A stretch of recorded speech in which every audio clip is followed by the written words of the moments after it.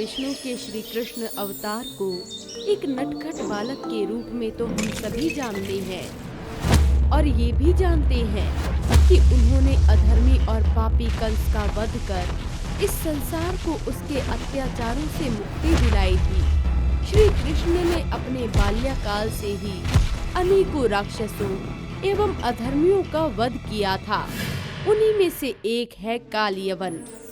आज हम आपको काल यवन की कथा सुनाने जा रहे हैं। वो कौन था और कैसे उसका सामना श्री कृष्ण से हुआ और क्यों श्री कृष्ण ने उसका वध किया, आइए जानते हैं ये संपूर्ण कथा।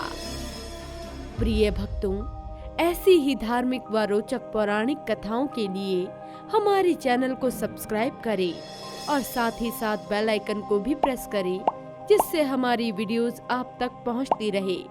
अगर वीडियो अच्छी लगे तो इसे लाइक भी करें। पौराणिक कथाओं के अनुसार शेषी रायण नाम के एक ऋषि हुआ करते थे। एक बार ऋषि शेषी रायण एक दिव्य सिद्धि को प्राप्त करने के लिए एक यौगिक अनुष्ठान कर रहे थे, जिसको पूर्ण करने के लिए 12 वर्षों के समय अंतराल के लिए उनका ब्रह्मचर्य व्रत का पालन करना अनिवार्य था। उसी समय अवधि के बीच एक बार हास्य पूर्वक परिहास करते हुए ऋषि शेषी रायण के एक संबंधी ने उन्हें नपुंसक कह दिया। उनके मुख से अपने लिए ये शब्द सुनकर ऋषि शेषी रायण अत्यंत दुखी और विचलित हुए। उसी क्षण उन्होंने ये निर्णय ले लिया कि उनका एक ऐसा पुत्र होगा जिसे इस संसार का कोई भी योद्धा पराजित करने में सक्षम नहीं हो पाएगा। वो असीम बल और शक्तियों का स्वामी होगा। ऐसे पुत्र की प्राप्ति के लिए ऋषि शेषी रायण महादेव की कठोर तपस्या में लीन हो गए। उन्होंने अनेक वर्षों तक महादेव की कठोर तपस्या की। महादेव भी उनकी सच्ची निष्ठा और भक्ति भाव को देखकर अत्यंत प्रसन्न हुए और प्रसन्न होकर ऋषि शेषी रायण के समक्ष प्रकट हुए। मैं तुम्हारी निष्ठा और भक्ति भाव से अत्यंत प्रसन्न हुआ हूँ। कहो, तुम मुझसे क्या वरदान चाहती हो? अपने पावन चरणों में अपने इस दास का प्रणाम स्वीकार करें महादेव। आपके दर्शन की प्राप्ति कर तो मेरा जीवन सफल हो गया प्रभु। वत्स, तुम्हारा सदैव कल्याण हो। तुम्हारे मन के भावों को एवं तुम्हारी कामना को मैं भली भांति जानता हूँ। तुमने जिस पुत्र की प्राप्ति के लिए इतनी कठोर तपस्या की है, मैं तुम्हें वरदान देता हूँ कि तुम्हें एक ऐसे पुत्र की प्राप्ति होगी जो इस संसार में अजय होगा। सूर्यवंशी हो या चंद्रवंशी, कोई भी तुम्हारे पुत्र को आघात ना पहुंचा सकेगा, ना ही कोई अस्त्र शस्त्र उसका अंत कर सकेगा। और इस वरदान की पूर्णता के लिए कुछ समय पश्चात तुम्हारा मिलन अप्सरा रंभा से होगा, जिनसे तुम्हें पुत्र की प्राप्ति होगी। मैं तुम्हें यह आशीर्वाद स्वरूप एक नव रूप प्रदान करता हूँ, जिससे तुम पुनः एक युवा बन जाओगे और तुम्हें धन्य धान्य, वैभव और ऐश्वर्य की भी प्राप्ति होगी। महादेव द्वारा वरदान प्राप्त करते ही वृद्ध ऋषि शेषी रायण एक नवयुवक बन गए और उन्हें धन और ऐश्वर्य की भी प्राप्ति हुई। एक बार वन में भ्रमण करते हुए उनकी नजर एक स्त्री पर पड़ी जो जल में स्नान कर रही थी। उस स्त्री के अति मनमोहक और सुंदर रूप को देखकर वो उस पर मोहित हो गए।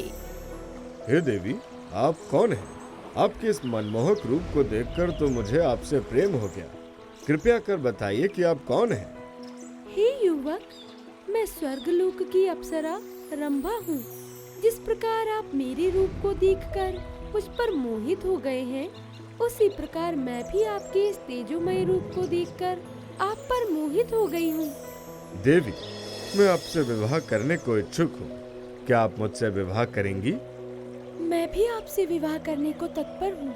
मैं अवश्य आपसे विवाह करूँगी। इसके पश्चात ऋषि शेषी रायण और अप्सरा रंभा का विवाह हुआ और कुछ समय पश्चात उन्हें एक पुत्र की प्राप्ति हुई। परंतु उस बालक को जन्म देने के पश्चात अप्सरा रंभा को पृथ्वी लोक से प्रस्थान कर स्वर्गलोक जाना पड़ा, क्योंकि वो स्वर्गलोक की निवासी थी और अत्यधिक समय तक वो पृथ्वी लोक पर निवास नहीं कर सकती थी। और उनका पुत्र, जो एक पृथ्वी लोक का निवासी था, वो उसे अपने साथ स्वर्ग लेकर नहीं जा सकती थी।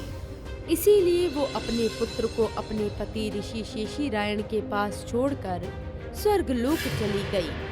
अप्सरा रंभा के चले जाने के पश्चात ऋषि शेषीरायण अत्यंत व्याकुल और अकेला महसूस करने लगे और वो सारे धन, वैभव और ऐश्वर्य को त्याग कर अपने पुत्र को लेकर एक वन में तपस्या करने लगे और पुनः भक्ति में लीन हो गए। उसी समय अंतराल में कालजंक नामक एक क्रूर राजा हुआ करता था, जो सदैव अपने साम्राज्य को बढ़ाने के लिए अन्य राज्यों पर आक्रमण कर या तो उन्हें अपने अधीन कर लेता था या उस राज्य के सारे धन और संपत्ति को लूट लिया करता था। वो अत्यधिक अत्याचारी था। उसके पास धन और ऐश्वर्य की कोई कमी नहीं थी, परंतु उसके जीवन में संतान का सुख नहीं था। वो सदैव इस बात से व्याकुल रहता था कि इतनी धन संपदा होने के पश्चात भी उस संपत्ति, उस सिंहासन का कोई वारिस नहीं। उसकी ये कामना थी कि उसे एक संतान की प्राप्ति हो जाए। उसकी इसी समस्या के निवारण के लिए राजा कालजंक के मंत्री ने उन्हें आनंदगिरी पर्वत पर निवास कर रहे बाबा को अपनी समस्या बताने का सुझाव दिया। राजा अपने मंत्री की बात मानकर उनके साथ आनंदगिरी पर्वत पर बाबा से भेंट करने जा पहुँचे। प्रणाम बाबा। तुम्हें देखकर यही प्रतीत होता है कि तुम्हें एक पुत्र की कामना है। हाँ बाबा, परंतु आपको ये कैसे ज्ञात हुआ? मुझे सब ज्ञात है। मुझे ये भी ज्ञात है कि जो तुम्हारा पुत्र कहलाएगा वो इस पृथ्वी पर अप्सरा रंभा के गर्भ से जन्म ले चुका है, जो अपने पिता ऋषि शेषरायण के साथ तारकंडे वन में निवास कर रहा है। तुम वहां जाओ और ऋषि शेषरायण से आग्रह करो कि वो तुम्हें अपने पुत्र को दे दे और तुम उनके पुत्र को अपना दत्तक पुत्र बनाकर उसका पालन पोषण करो। उस बालक को अपने जन्म से पूर्व ही भगवान शिव द्वारा अजय होने का वरदान प्राप्त है। जाओ और जाकर उनसे आग्रह करो। बाबा से आज्ञा पाकर राजा कालजंग तारकंडे वन में जा पहुंचता है, जहां उसकी भेंट ऋषि शेषीरायण से होती है। वो ऋषि शेषीरायण से उनके पुत्र को अपना दत्तक पुत्र बनाने का आग्रह करते हैं, परंतु एक पिता के मोह में ऋषि शेषीरायण अपने पुत्र को उन्हें देने से मना कर देते हैं। परंतु जब उन्हें ये पता चलता है कि ये एक चक्रवर्ती सम्राट है और उनके आचरण में उनके पुत्र का जीवन सुखदायी है, तो वो अपने पुत्र को उन्हें सौंप देते हैं। कालजंग यवन देश के राजा थे, इसीलिए उन्होंने अपने पुत्र का नाम कालयवन रखा। राजा कालजंग की मृत्यु के पश्चात कालयवन यवन देश का राजा बना, परंतु वो अपने पिता से अधिक क्रूर और अत्याचारी था। वो सदैव प्रजा पर अत्याचार करता था और उसे स्वयं पर अत्यधिक अहंकार था, क्योंकि महादेव द्वारा मिले वरदान के कारण कोई भी युद्ध में उसे परास्त नहीं कर सकता था। एक बार कालयवन ने देव ऋषि नारद से पूछा कि वो उसे उनके समान कोई वीर बताए जो उनसे युद्ध कर सके। तब देव ऋषि नारद ने उन्हें श्री कृष्ण से युद्ध करने के लिए कहा। उसी समय जरासंध का युद्ध श्री कृष्ण से चल रहा था। तब श्री राम के कुल के एक राजा शल्य ने जरासंध को श्री कृष्ण को हराने के लिए कालयवन से दोस्ती करने की सलाह दी। कालयवन ने मथुरा पर आक्रमण करने की सभी तैयारियां की और उसने अपनी सेना सहित मथुरा को घेर लिया। उसने श्री कृष्ण के पास युद्ध का संदेशा भेजा। तब श्री कृष्ण ने कहा कि यदि युद्ध हम दोनों के ही मध्य होना है तो उसमें सेना की क्या आवश्यकता। कालयवन ने भी उनके इस प्रस्ताव को स्वीकार किया। जब बलराम जी और अक्रूर जी को उनके मध्य युद्ध के बारे में पता चला तो उन्होंने श्री कृष्ण को उससे युद्ध करने से मना किया, परंतु तब श्री कृष्ण ने उन्हें बताया, अक्रूर जी, दाऊ, मेरा कालेवन से युद्ध करना अति आवश्यक है, क्योंकि भगवान शिव द्वारा वरदान प्राप्त होने के कारण कोई भी युद्ध में उसे परास्त नहीं कर सकता। इसलिए मैं उसे उस गुफा तक लेकर जाऊंगा जहां राजा मुचुकुंद अपनी गहरी निद्रा में लीन है।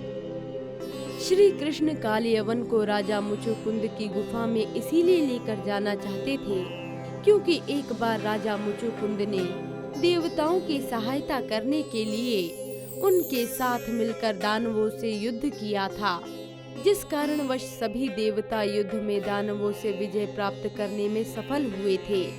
तब प्रसन्न होकर उन्हें इंद्रदेव ने कोई वर मांगने को कहा। हे इंद्रदेव, मुझे आप बस अब पृथ्वी लोक पर जाने की आज्ञा दें। राजा मुचुकुंद, पृथ्वी लोक और स्वर्ग लोक के समय अंतराल में अत्यधिक भेद है। इस कारणवश यदि आप अब पृथ्वी लोक पर जाएंगे तो वहां आपको आपके कुल का कोई भी प्राणी जीवित शेष नहीं मिलेगा। इंद्रदेव के मुख से ये बात सुनकर राजा मुचुकुंद अत्यधिक दुखी हो गए और उन्होंने इंद्रदेव से ये वरदान मांगा कि कलयुग के अंत तक वो गहरी निद्रा में ही लीन हो जाएं। राजा मुचुकुंद, आप पृथ्वी लोक पर एक निर्जन स्थान पर जाकर सो जाएं, और यदि कभी किसी प्राणी ने आपकी निद्रा भंग करने का प्रयास किया तो आपकी दृष्टि उस पर पड़ते ही वह जलकर भस्म हो जाएगा। इसी वरदान को ध्यान में रखते हुए श्री कृष्ण ने कालयवन से युद्ध के प्रस्ताव को स्वीकार कर लिया। तो तुम ही हो वो कृष्ण जिसने मेरी युद्ध की चुनौती को स्वीकार कर स्वयं अपनी मृत्यु को आमंत्रण दिया है। मैंने सुना है कि तुम अत्यंत शक्तिशाली योद्धा हो, तो फिर बातों में क्यों समय व्यर्थ करते हो? युद्ध आरंभ करो। इसके पश्चात श्री कृष्ण और कालयवन के मध्य भीषण युद्ध शुरू हो जाता है। महादेव द्वारा मिले वरदान के कारण श्री कृष्ण कालयवन को युद्ध में पराजित नहीं कर सकते थे, इसीलिए वो युद्ध भूमि से दूर भागने लगे ताकि कालयवन उनका पीछा करते करते उस गुफा में पहुंच जाए जहां राजा मुचुकुंद निद्रा में लीन थे। श्री कृष्ण का पीछा करते करते कालयवन उसी गुफा के भीतर प्रवेश कर गया जहां राजा मुचुकुंद निद्रा में लीन थे। उन्हें सोते हुए देख कालयवन को लगा कि श्री कृष्ण ही उससे परिहास कर रहे हैं, इसीलिए वो उनके समीप जाकर उनकी निद्रा को भंग करने लगा। उसके प्रयासों से राजा मुचुकुंद अपनी निद्रा से जाग उठे, परंतु निद्रा से जागने के कारण वो कालयवन पर अत्यधिक क्रोधित हुए और जैसे ही उनकी दृष्टि कालयवन पर पड़ी तो उसका पूरा शरीर कुछ ही क्षणों में आग की लपटों में जलकर भस्म हो गया। और इस प्रकार श्री कृष्ण की सूझबूझ से एक अत्याचारी और अहंकारी राजा का अंत हुआ। तो प्रिय भक्तों, आपको ये कथा अगर पसंद आई हो तो वीडियो को लाइक करें और आप अगली कथा किस महावॉरियर की देखना चाहते हैं हमें कमेंट्स करके जरूर बताएं। वरदान का अनुचित उपयोग भी स्वयं के अंत को निमंत्रण देता है, इसीलिए आशीर्वाद स्वरूप मिले वरदान का कभी भी अनुचित प्रयोग नहीं करना चाहिए।